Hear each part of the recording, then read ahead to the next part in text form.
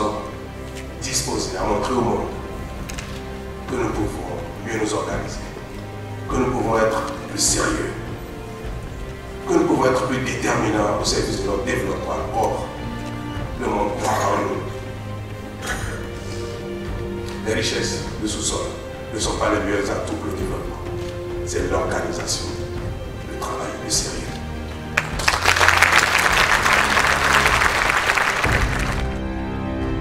Eh bien, nous sommes ici avec M. Ngueto Tirana Yambay.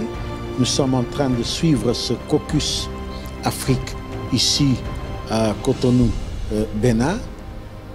Vous êtes un des administrateurs du Fonds monétaire international, le FMI, cette institution de Bretton Woods. Vous pouvez nous expliquer en fait quelle est la fonction, quelle est la mission d'un administrateur de FMI. Donc c'est l'occasion de vous remercier pour cette invitation.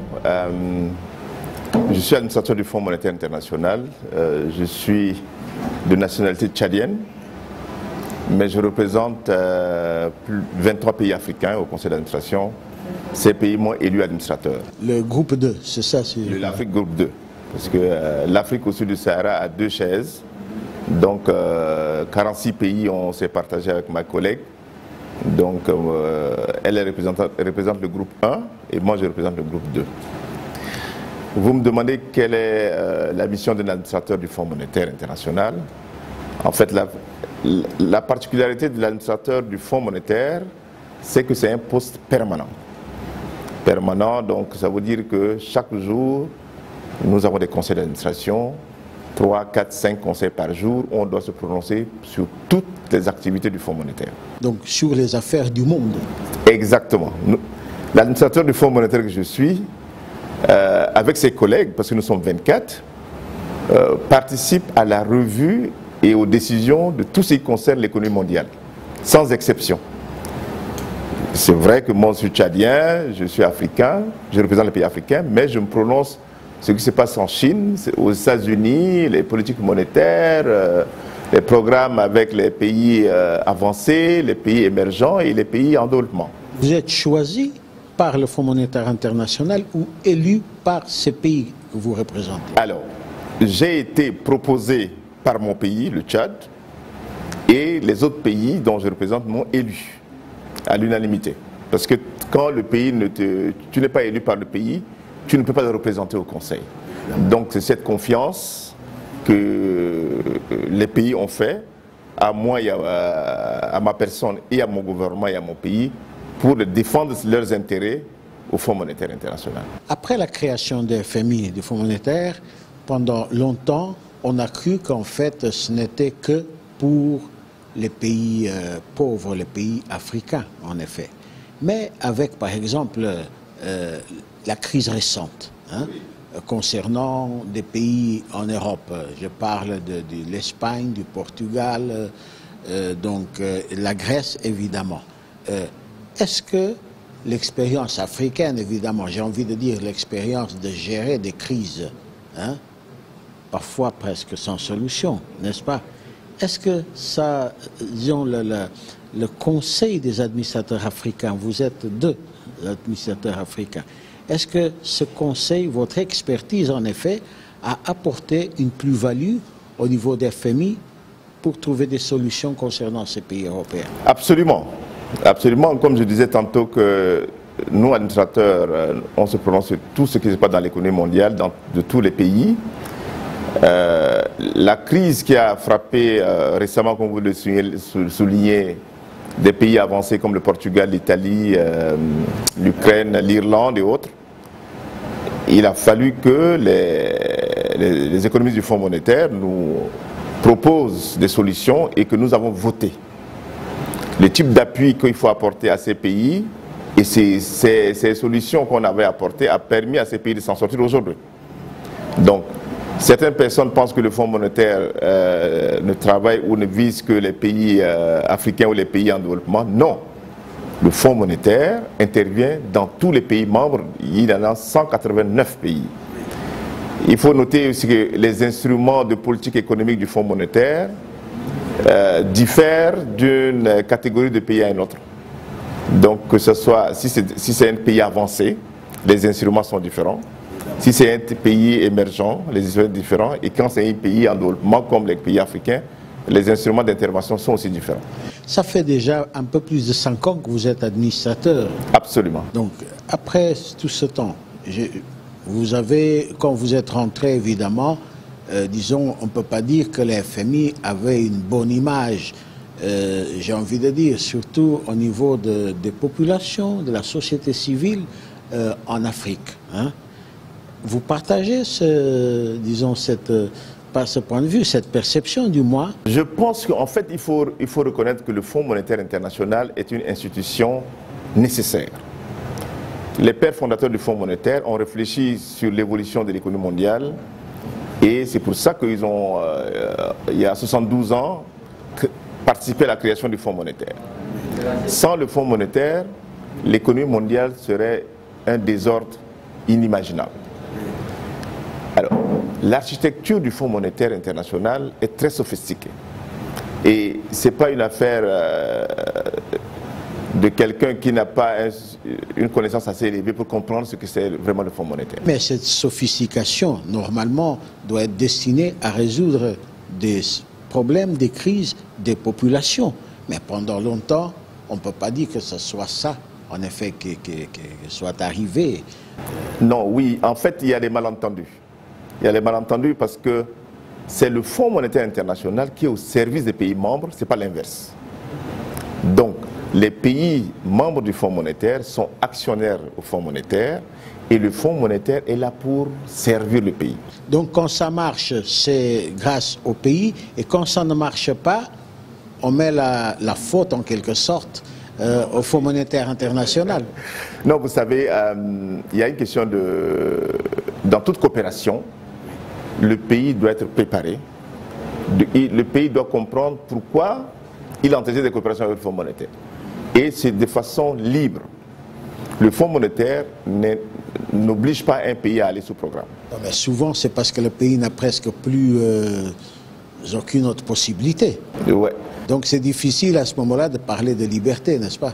Non, non, non. Je pense que là, honnêtement, je crois que les pays asiatiques, quand on prend l'exemple des pays asiatiques, ils sont membres du Fonds monétaire et ils ont développé des expertises au niveau national qui permet à ces pays de discuter d'égal à égal avec les experts du Fonds. Dans certains de nos pays, le rapport de force dans les négociations, en fait, ne sont pas égales. Donc concernant l'Afrique, c'est ça? Dans certains pays africains, parce qu'il y a certains pays africains qui tirent avantage de leur coopération du Fonds monétaire. C'est une question de quoi? De gouvernance, d'organisation? C'est une question de développement de l'expertise nationale. Oui. Vous savez, aujourd'hui, on a fait toutes les mêmes universités que tous nos amis du Fonds monétaire.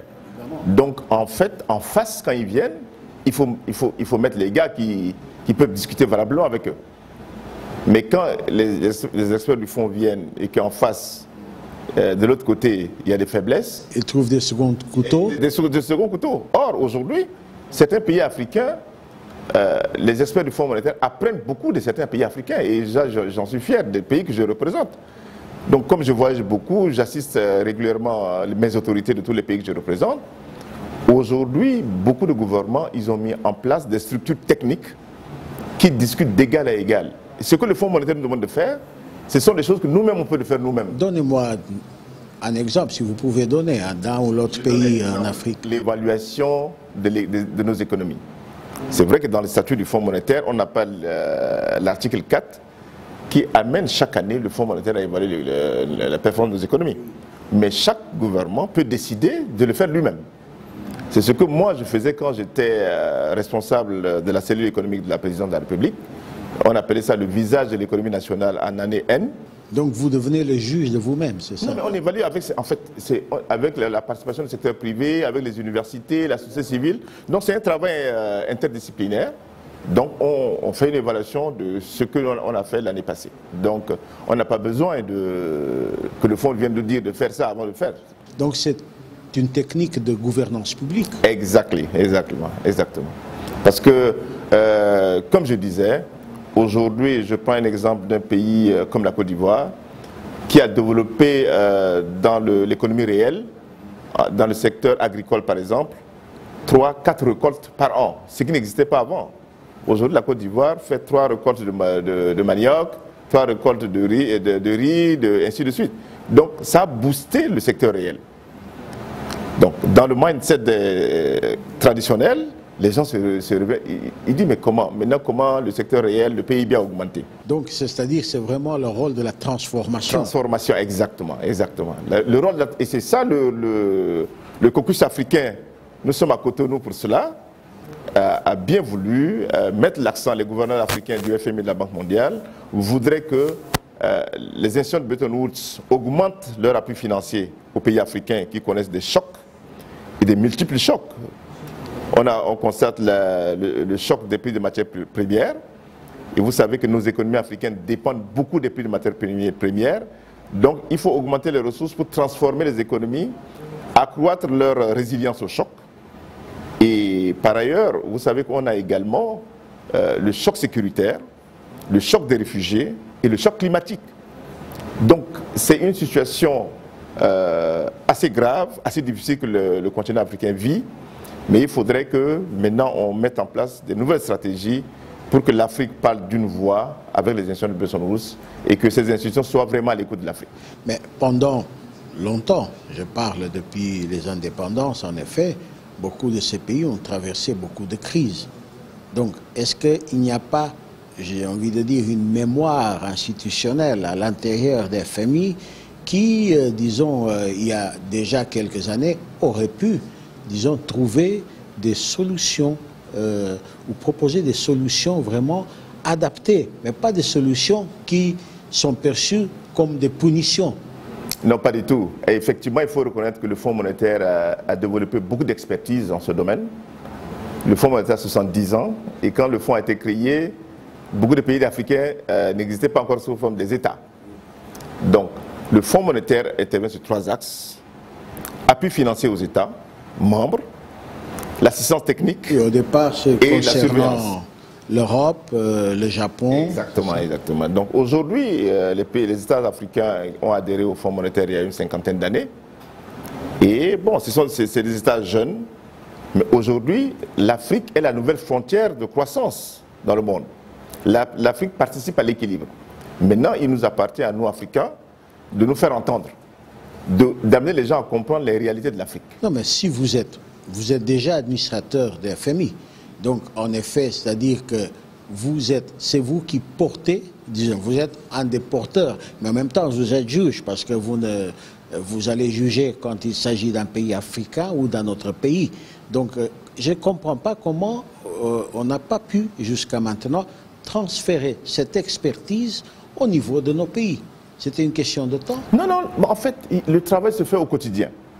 L'assistance technique que le Fonds monétaire apporte, c'est à chaque pays, c'est pour permettre à ce pays de l'internaliser et de développer son expertise nationale. Donc, c'est une question de souveraineté aussi. Parce que nos États, quand un gouvernement demande une assistance technique, le fonds le fournit. Et la plupart gratuitement. Donc c'est un outil. C'est un outil d'accompagnement. Vous voulez dire que ce n'est pas les FMI qui décident sur certaines politiques monétaires ou autres de ces pays? Non, le Fonds monétaire conseille. Parce que je dis que c'est le Fonds monétaire au service des États et non le contraire. Les États ne sont pas service, c'est le Fonds qui est au service des États. Mais c'est parfois, ou ça a été parfois, conseiller payeur. Vous savez, qu'en matière, la nature a horreur de vide. C'est pour ça que maintenant, aujourd'hui, après presque 6 années d'expérience comme membre du conseil d'administration, c'est une grande école. Ça permet de connaître le monde, comment le monde fonctionne, et maintenant mettre cette expertise et ce savoir-faire à la disposition des pays africains, parce que moi je suis africain, je suis fait de l'être, et à la disposition de mon pays, le Tchad. Donc aujourd'hui, on ne peut plus parler d'espoir concernant l'Afrique, mais il faut plutôt parler d'espérance, c'est-à-dire espérer en agissant. Et c'est ce qu'en fait vous essayez de faire, si j'ai compris. Non, l'Afrique compte. Aujourd'hui, ce qu'on veut développer, c'est une nouvelle dimension de l'économie du savoir et de la connaissance. Je crois que le président de la Banque africaine de développement travaille sur ce projet. Et tout à l'heure, j'ai discuté avec même l'ancien président de la BAD, M. Kaberuka, qui travaille sur comment combler le gap sur le renforcement des capacités. Donc l'économie du savoir et de la connaissance, c'est la clé. Et nos frères en Asie, et vous savez d'où la Chine est venue. Et de manière extraordinaire, la Chine est partie d'une situation de pays sous-développé à la première économie mondiale aujourd'hui. Donc, au cœur de ça, c'est l'économie du savoir, de la connaissance, c'est le développement de l'expertise et les transformations structurelles. Il faudrait que nos écoles, nos universités s'adaptent au contexte du pays. Je parle de l'université, ce n'est pas une machine à distribuer les diplômes. L'université peut réfléchir pour le gouvernement. Et dans beaucoup de pays européens, les universitaires sont là, ils réfléchissent dans les laboratoires pour le pays, pour le privé, pour le gouvernement, pour tout. Donc au moment où nous avons sur le continent africain et des Africains de la diaspora, disons, beaucoup de diplômés, et on n'a pas trouvé des solutions. En fait, c'est difficile de comprendre, non? Mais certains pays ont trouvé la solution. Donc je ne vais pas les citer ici, je ne veux pas la publicité de certains pays africains, mais je suis très fier de beaucoup de pays africains qui vraiment utilisent la diaspora dans tous les sens. Dans le sens du savoir-faire, développement de l'expertise. Cinquième continent. Oh, exactement. Pas le cinquième. Le sixième continent. La sixième région d'Afrique. Donc on parle de remittances, donc le transfert de la diaspora.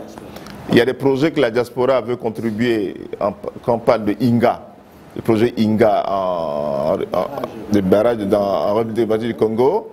On parle également de la diaspora éthiopienne qui est très dynamique. Vous avez aujourd'hui tout le projet énergétique de l'Éthiopie, a vu la participation de la diaspora éthiopienne. Donc la diaspora et la Banque mondiale, je suis content de vous l'annoncer, qu'ils ont mis en place un programme diaspora. Et aujourd'hui, la Banque africaine de développement également a mis en place un programme diaspora. Vous allez résumer en une minute la relation entre FMI et la Banque mondiale. Le Fonds monétaire international et la Banque mondiale, ce sont les deux institutions de Bretton Woods qui sont très partenaires. On dit que c'est les deux institutions sœurs. C'est pour ça que le caucus africain, c'est un forum des gouverneurs africains du FMI et de la Banque mondiale.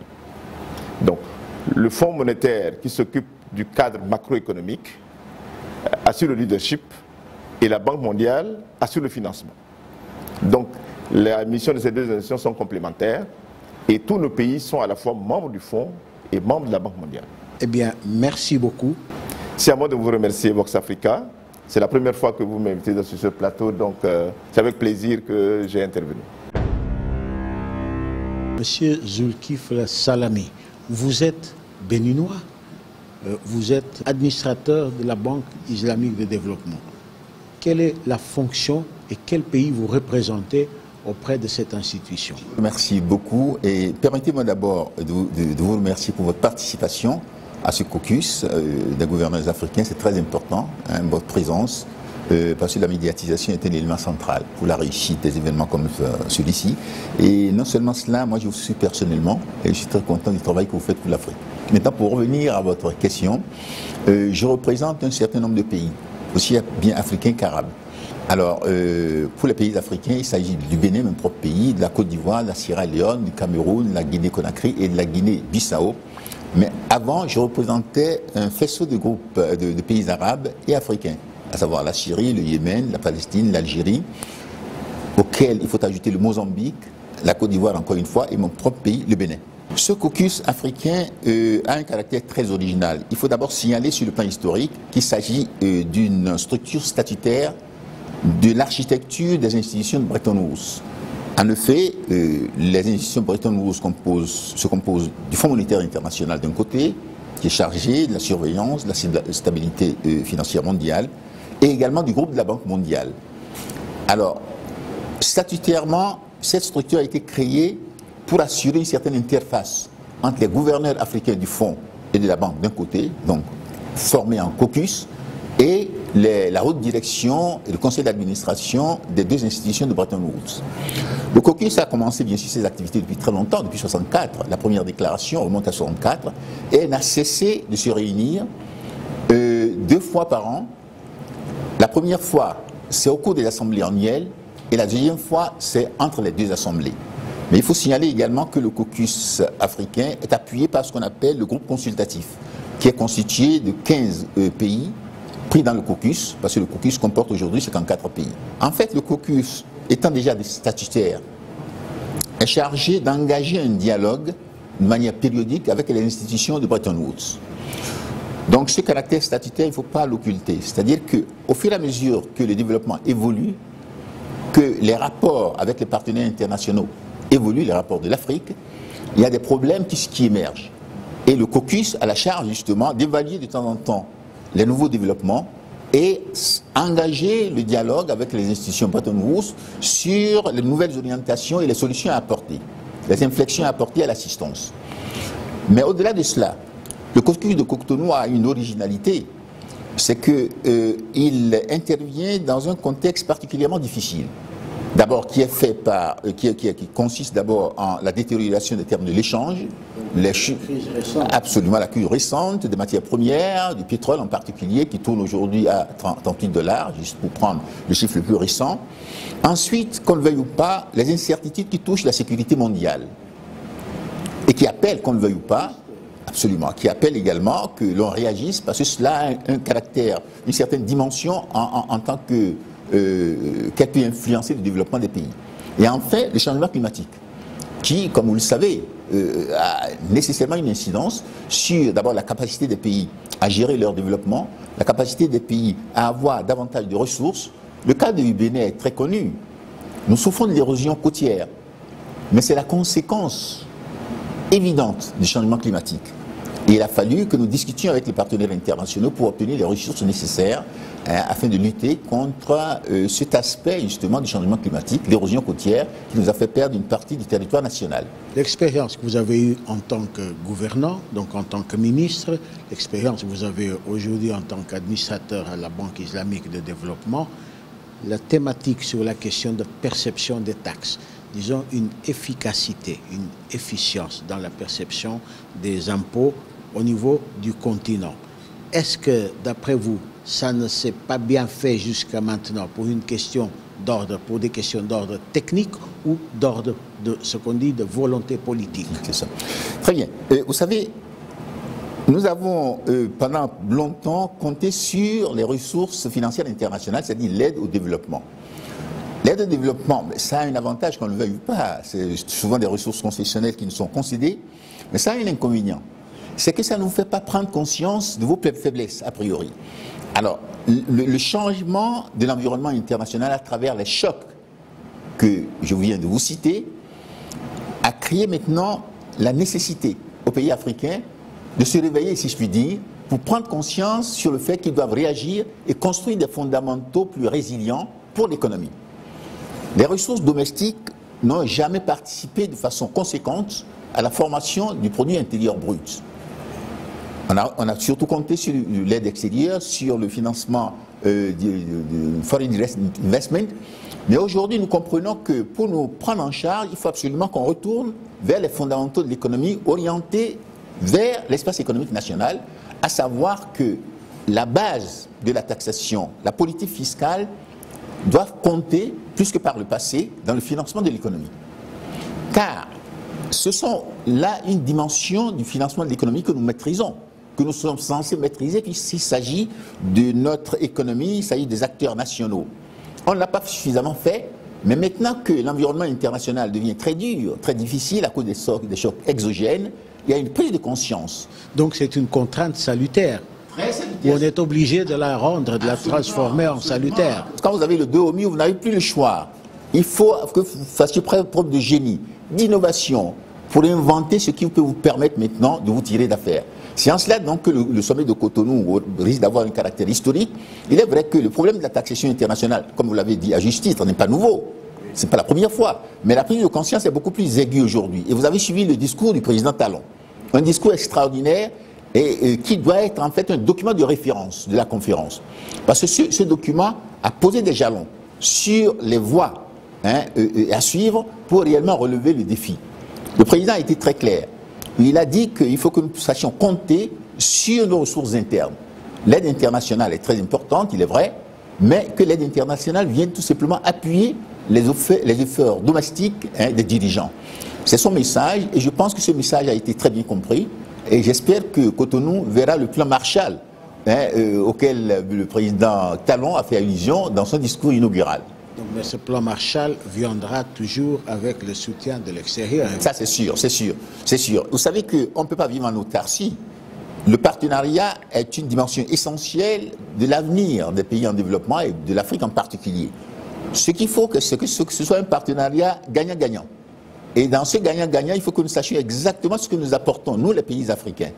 Et le fait donc de penser à la politique fiscale, à la révision de la taxation, à inventer de nouveaux instruments financiers propres, à générer des ressources internes pour le développement, c'est notre contribution tout simplement au partenariat gagnant-gagnant avec les institutions financières internationales. Donc, c'est-à-dire que l'innovation que l'Afrique apporterait là-dedans serait sa contribution à ce partenariat international. Très exactement. Parce que les partenaires internationaux sont d'autant plus disponibles pour nous aider qu'ils sentent qu'il y a un effort interne. Un effort interne. Vous savez, quand vous allez chez le banquier pour prendre de l'argent, il y a un paramètre, votre contribution personnelle, voilà, qui exprime, matérialise ce qu'on appelle du ownership. C'est-à-dire dans quelle mesure vous vous appropriez effectivement l'investissement pour lequel vous voulez... Le risque que vous prenez réellement. Le risque, merci beaucoup. Le risque que vous prenez. Comme ça, ce n'est pas le banquier seul qui prend le risque, vous le partagez avec le banquier. Eh bien, c'est un peu le même scénario. En effet, on est vraiment dans un momentum de changement de paradigme. Et c'est ça qui est exprimé un peu pendant ce caucus africain ici à Cotonou. Tout à fait, tout à fait. C'est un changement de paradigme. Le terme est très bien trouvé. Nous allons maintenant vers une nouvelle approche de la gestion du développement des pays africains et une nouvelle approche de nos rapports avec les partenaires internationaux. Mais on a eu souvent sur le continent africain beaucoup de, disons, de nouvelles approches. Mais parfois il y a eu un peu de, disons, de manque de mise en œuvre, non? C'est exact, la mise en œuvre, c'est très important. J'ai l'avantage d'avoir bien sûr participé à ces caucus sur le long terme. Il y a beaucoup Vous êtes une des mémoires institutionnelles, en effet. Merci beaucoup. Il y a beaucoup de termes qui ont été évoqués avec le temps. Et vous avez touché du doigt justement le talon d'Achille de tous les efforts qui ont été faits jusqu'à ce jour, ce que nous appelons l'implementation, c'est-à-dire l'exécution. Vous pouvez concevoir les meilleures stratégies du monde et les meilleures politiques d'accompagnement, mais s'il n'y a pas des structures d'accompagnement et une volonté réelle pour exécuter, évidemment, le résultat sera un peu minable. Il ne sera pas à la hauteur de ce que vous escomptez. Donc on mettra l'accent sur l'exécution. C'est capital.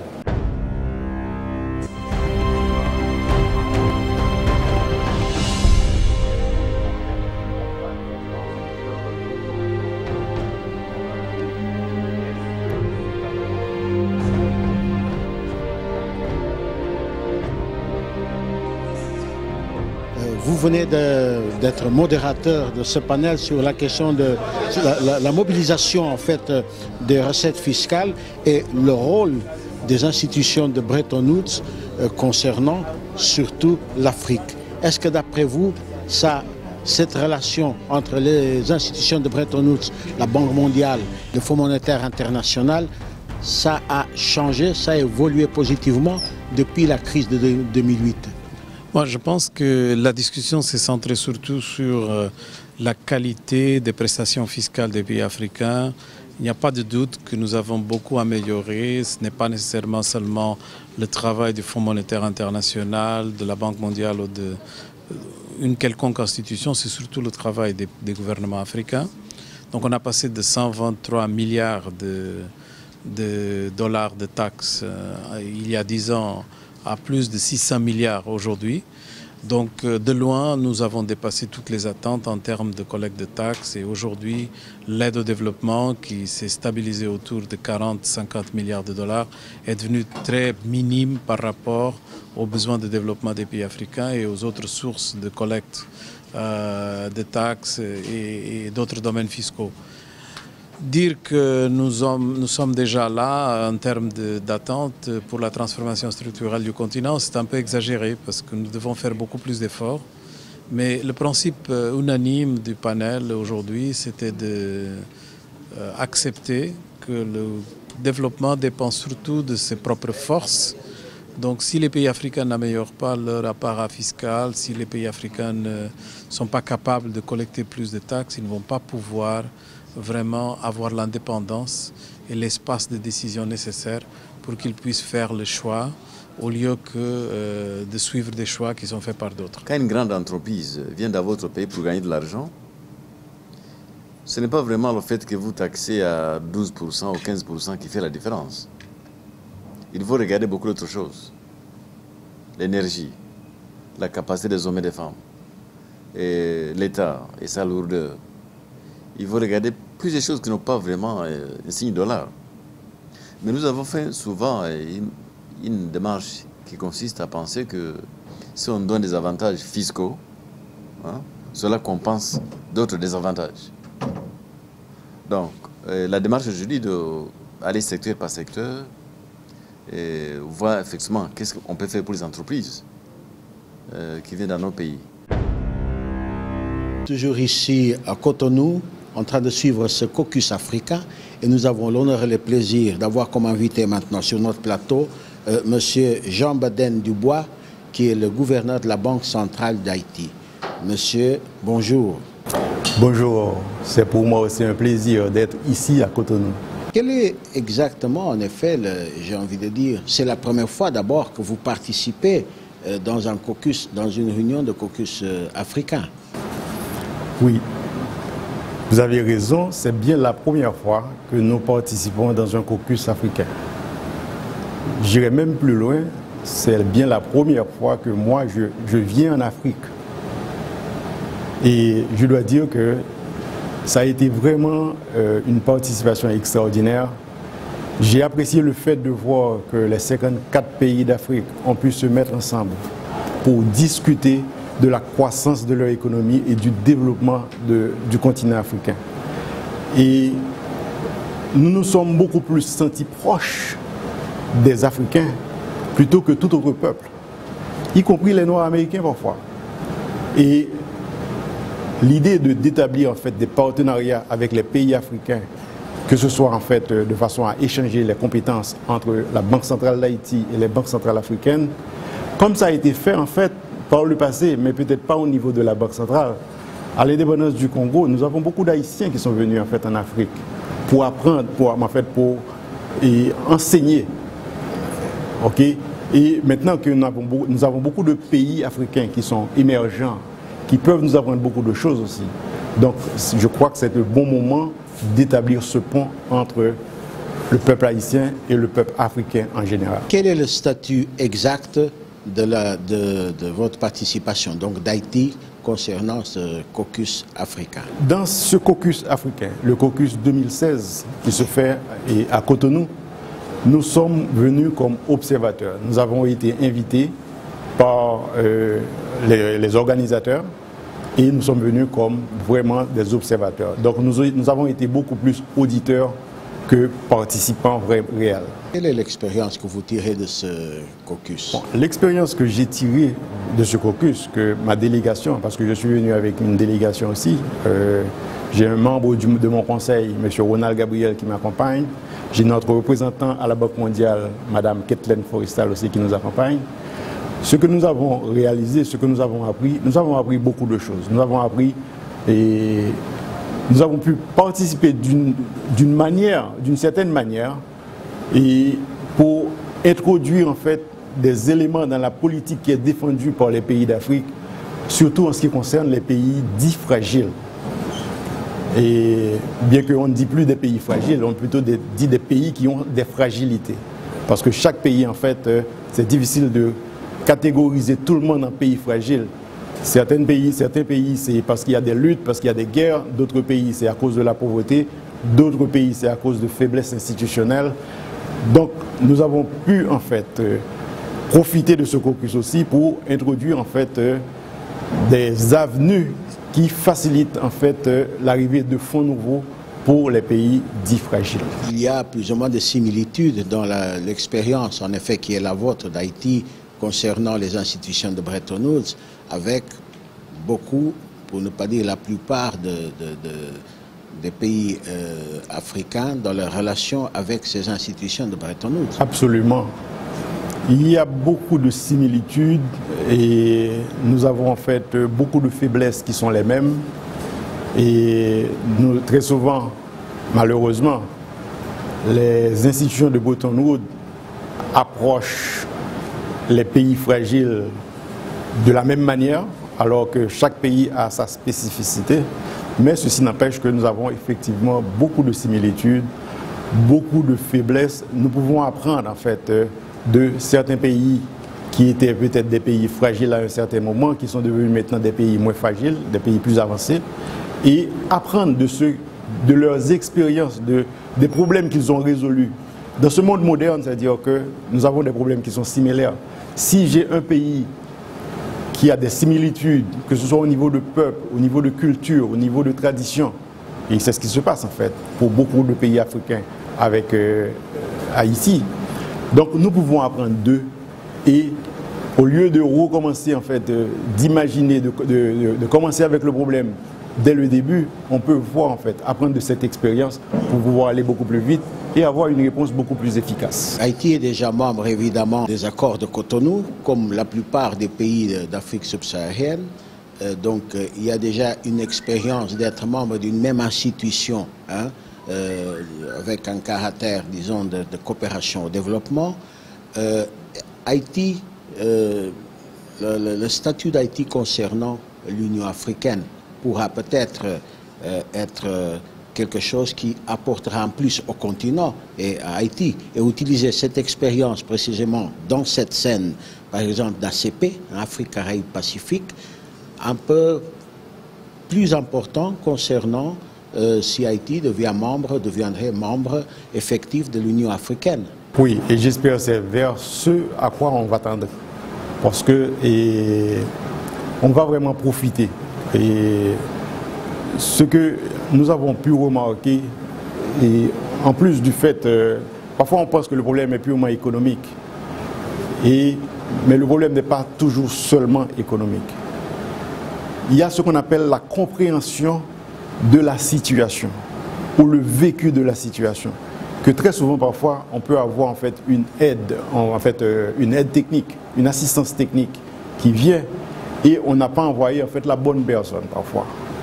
Et en établissant en fait ce genre de relation et de membres avec les institutions comme ACP en fait ou bien l'Union africaine, je crois qu'on va tirer beaucoup plus profit en fait des expériences et des compétences, surtout des compétences basées sur le vécu. Bien, merci beaucoup d'avoir participé à notre entretien et évidemment surtout de mutualiser en quelque sorte ces expériences. Haïti dans le cadre des ACP et Haïti maintenant dans le cadre du caucus africain.